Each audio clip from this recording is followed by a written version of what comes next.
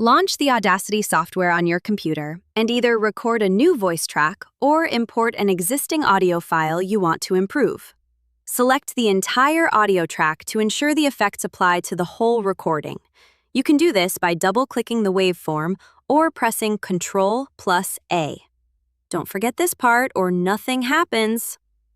Navigate to the Effect menu, select EQ and Filters, and then click Filter Curve EQ. Choose the Bass Boost preset to add a professional depth and warmth to your voice. It's that radio DJ vibe. Go back to the Filter Curve EQ settings, and this time select the Treble Boost preset.